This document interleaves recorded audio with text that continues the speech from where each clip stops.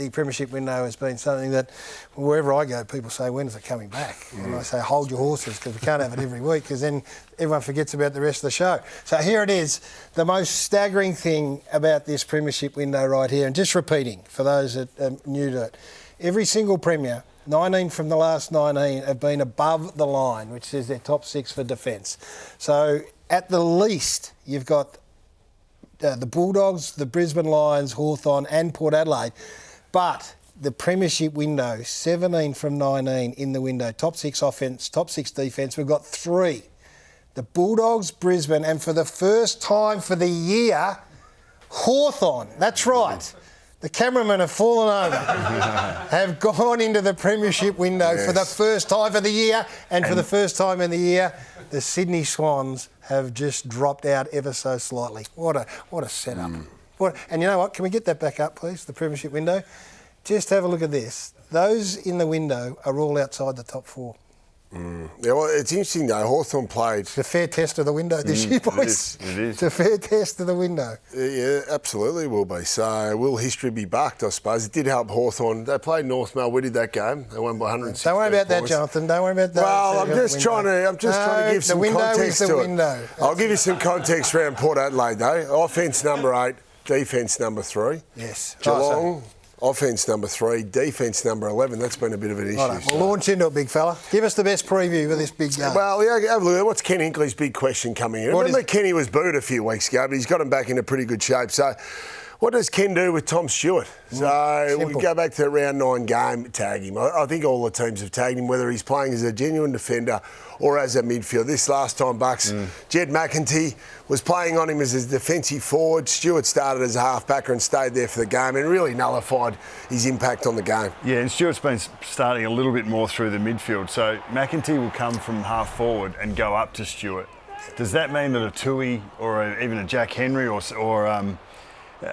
able to get a loan as a +1? I think Port are going to have to look at that. If McEntee goes up, they're going to need to make sure that someone comes. Duncan's been the one. Duncan's been the one. He and Stewart share them. Yeah, so whether it's Rosie that spits out of the midfield and goes forward, or Butters that spits out and makes that Geelong extra accountable if it's Duncan or Tui in particular. This was one of the earliest of players going to Tom Stewart and saying, right, you're not having it on your terms as you have for the last 4 or 5 years. And it became the impetus for change. Because he got tagged out of his halfback position in lots of respects. That's right. Then he went into the midfield, Gaz, and then for a few weeks he had a free reign until coach started tagging him in there. Very slow to pick up. Slow to pick up. Ross Lyon put Liam Stocker to him a few weeks ago, and the St Kilda's good win against that. So, okay, you just tossed up that. I don't want to dwell on it too much, but is that why you maybe look at a Willem Drew instead of a McEntee to bring for Stewart? No, because that'll pull Willem Drew out of the midfield. Okay. So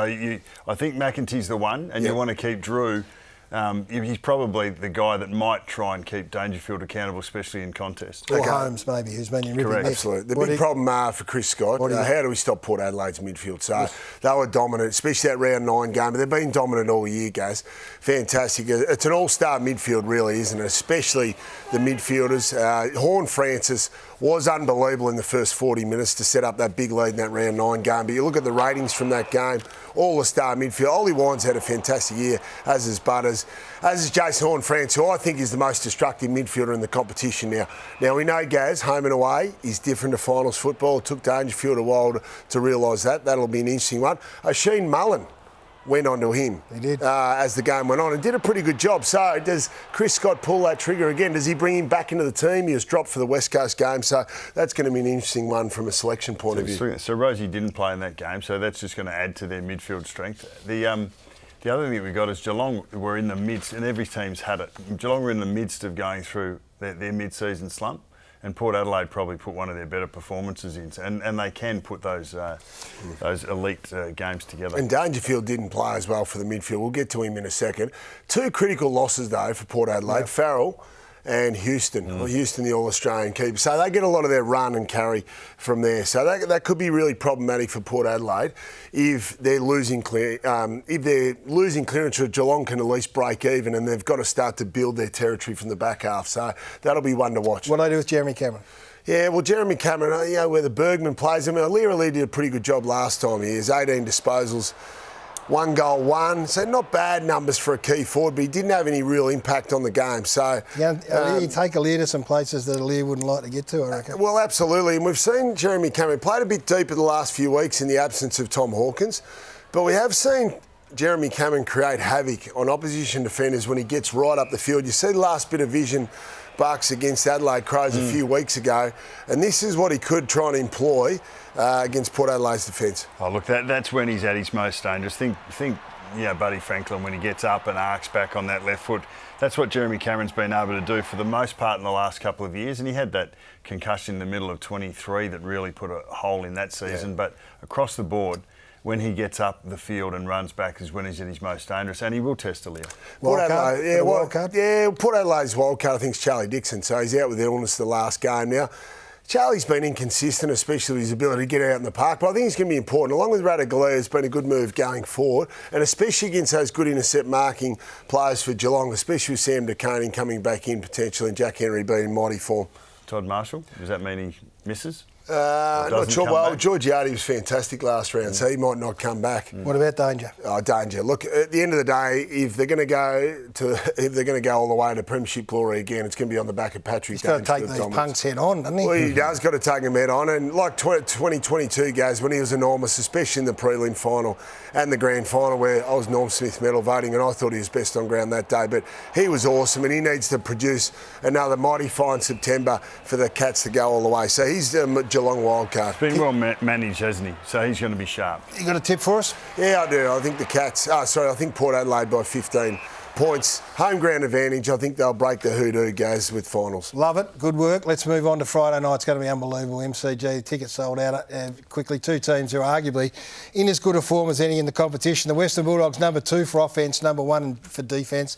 That's why they're in the window. The Hawks are number 6 for offence, number 6 for defence. So both in ripping nick. So Luke Beveridge, as he sacrificed a bit of leg speed for experience, it's not all on McRae and Caleb Daniel, who came back in and played really last week, but you're playing against a Hawthorn side and speed kills. This team just go, and when they go, they don't hold back. They go with impunity. They run. You just look at the run of Amon and Impey and these blokes, and once one goes, the other goes. Weddle gets involved. So you've got to be able to match them, because these 3 tall forwards who we're going to get to in a moment, are they going to be able to run half the ground and try and put some pressure on? And then you get to the smalls to try and also stop this side from going one end to the other. So is that a yellow tsunami that they've got to beat? Yellow and brown tsunami. Last time they played the Bulldogs, plus 27 for post-clearance footy, which is the worst result from a Bulldogs point of view. So get it out into space and run, and they really stretch the Dogs like they haven't been stretched before. What I saw from the Bulldogs last week, or 2 weeks ago, how much stock you put on it, but GWS love to play like that. So I think Hawthorn, their running carries modelled a little bit on what the Giants have done over the last couple of years, and the Bulldogs were able to stifle that with fierce pressure, and that's exactly what they're going to have to do to win the game. For sure. And then you go over to Sammy Mitchell, and the obvious one is the big tall forwards. From a Western Bulldogs point of view, I did Hawthorn and Geelong down at GMHBA Stadium, where they last got a belting, and Jeremy Cameron just made a mess of Josh Weddle. Yeah. Now, he's a better player than that, but these boys are going to go at it. Darcy, Ugle-Hagan, Norton.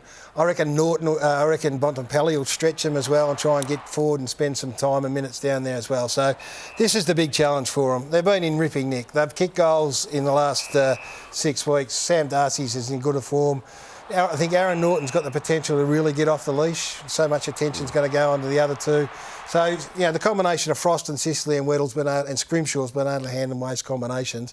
Well, this is one that's in as good a form as any here. So 18 goals, 14 goals, and Norton's playing a bit of a different role. It's the biggest challenge. The great thing is, too, that those boys can separate. They can get some one-on-ones, no doubt about it, which makes the defensive one-on-one contest for Hawthorn's defenders are going to be critical on the day, how they compete. What about the midfield battle, guys? Yes, well, this also becomes critically important as well. So they both go pretty deep. They both like themselves. Western Bulldogs' ability to score from clearance is really important. They're number 2 there. It gives them a really good look forward to the ball when they can win clearance like this. And it's equally as important that Hawthorn then get some territory from their clearance, just to take a bit of heat and pressure off their back 6. So they're both really well served. I reckon the Dogs go a little bit deeper through there than the Hawks, but it's going to be a great challenge. Will for both Day sides. will be a loss in that regard. Day's a big loss. You got a finals wild card I'm throwing Jack Ginnivan into the mix. So, Anzac Day medalist, loves the big stage, Premiership player already. We know that he's thrived in this environment there. So, I think he gets in there with the Wizard. They create all sorts of havoc down there in that back half. The matchup for them is going to be really significant. So, I think that's going to be interesting. Ultimately, the tip for me, the Dogs. I'm just going to. I guess I trust their forward half a bit more. I think Hawthorn have just been, they've just been unstoppable, and they're going to give a great sight for their Hawthorn supporters, and they could easily win. But I'm just going to back the Dogs in from a forward point of view. Do you give any credit to or any attention to the fact that it's at the MCG where Hawthorn seem to be at their best and it's a home ground? No. Beautiful. Nah. Nah.